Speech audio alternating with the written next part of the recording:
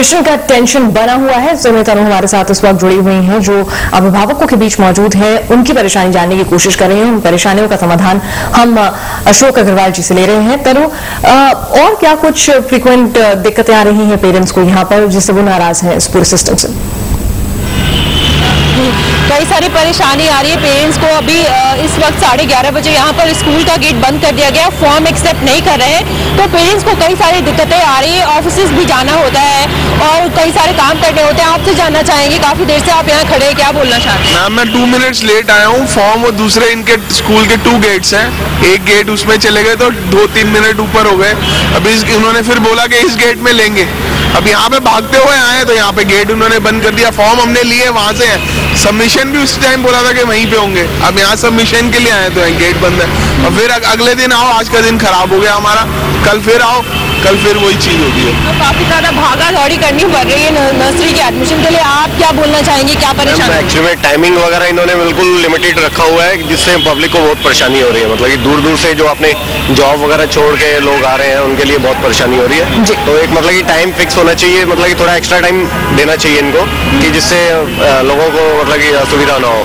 इसके लिए हर स्कूल में ये मतलब कि टाइमिंग क्या, मतलब कि इसमें क्या कोई वो तो है नहीं है कोई बाउंड्री। अशोक जी से जानने की कोशिश करते हैं कि ये सिर्फ और सिर्फ स्कूल के ऊपर निर्भर करता है कि वो कितना टाइम दे। यहाँ पर भी कुछ इंटरफेरेंस डायरेक्टर ऑफ एजुकेशन का है कि भाई आपको इतना टाइम रखना है, या वीकडेज पे भी या वीकेंड पे भी रखना है। कुछ स्कूल से जहाँ हमारे बच्चे ने पढ़ना है ना, हम एक्सपेक्ट करते हैं कि वो बहुत ही कोऑपरेटिव होगा, एडजस्टेबल होगा, फ्लेक्सिबल होगा।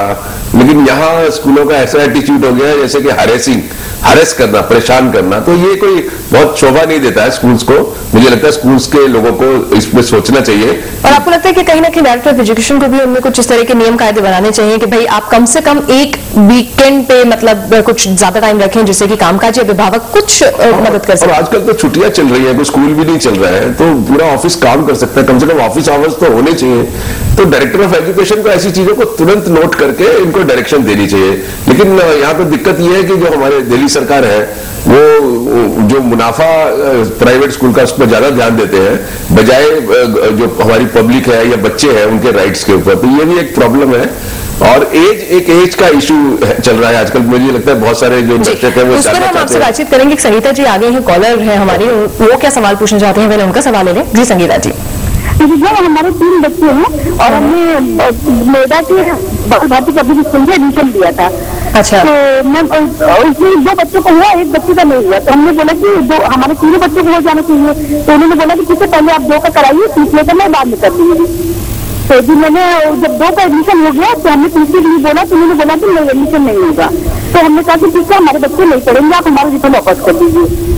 तो मैंने वो इस बात को एक्सेप्ट कर रहे और उन्होंने खाली 28,000 रुपये से मुझे पकड़ा दिया और बोला कि अब कुछ वापस नहीं होगा।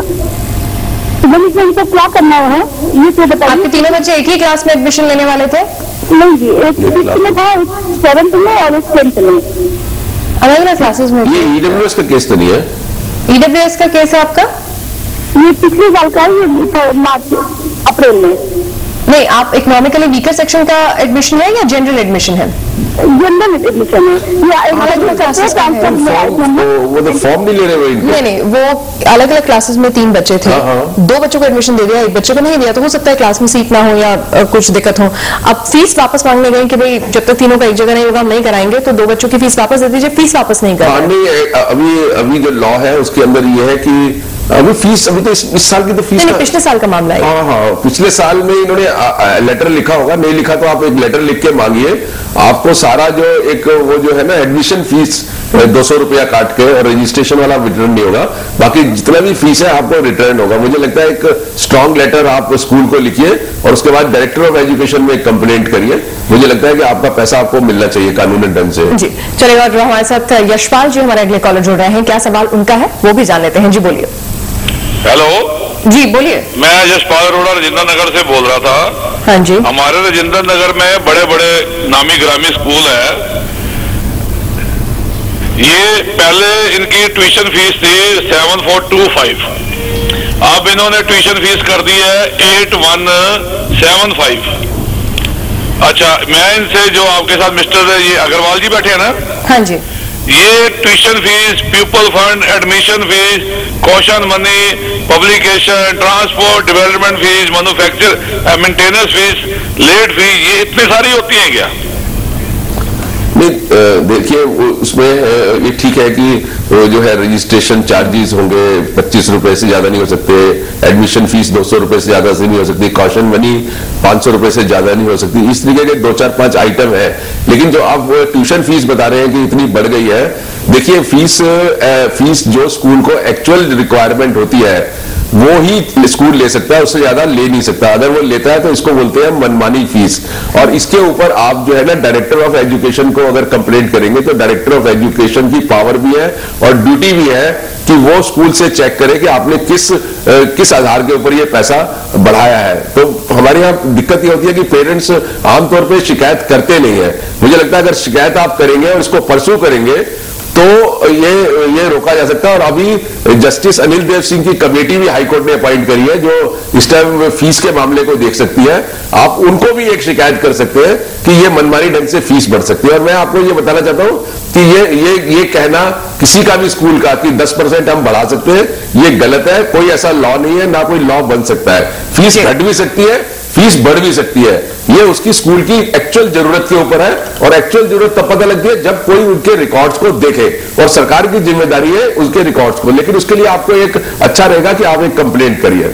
चलिए, तो आपको जानकारी मिली कि आपको आगे क्या करना है। अशोक जी, आप हमारे स्टूडियो में आए और तमाम सवालों को जवाब दिया, आपका शुक्रिया। तनु, आप भी इस चर्चा में शामिल हुई, आपका भी बहुत बहुत शुक्रिया। इस खास पेशकश में फिलहाल के लिए इतना ही। बने रहिए दिल्ली 8 के साथ।